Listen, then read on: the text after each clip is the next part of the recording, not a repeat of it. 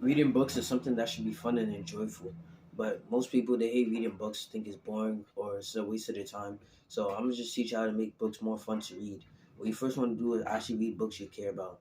In school, they used to force you to read books, have you do those reading logs for 30 minutes a day that you could not care about, and it was just a waste of time and it made you hate reading. But if you were a kid who was fortunate to be able to go to the library and find books they actually loved, I know you loved reading now, whether it be manga, comics, anything. So what you first want to do is try to find books you love to read. I can't really give you any recommendations because I don't really know that much about you, but here's the books that you can read. I'd say pick books that you like. Like if you really like seeing people fight or like trying the hardest, like you'd love to see a badass character who couldn't lose to nobody, then probably read stuff that action or in that genre, manga, those type of things. So a lot of people they read the wrong books and that's what the main thing that stops them. But another thing is that they don't even have the attention span. Most people can't read a paragraph and then tell me what that paragraph was about. They'll read one sentence, oh shit, I gotta read the sentence again. And most people can't even read correctly. So you need to be able to read. Like if you can't read a page and then summarize the page to me, that's bad. Because if you think about it, if you were in the past and let's say you were a secretary for the president or something, right? Your past life or something. If you have one, right? And he said, memorize this page, click, we have to burn it, and we have to do this. You wouldn't know what to do. You'd read it, you'd forget it, and boom.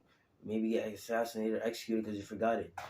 It's really random example, but you have to be able to read because when you can't read, you can't do nothing in life. There's almost no career where you can do where you can't read. No matter what career you need to do, you need to be able to read.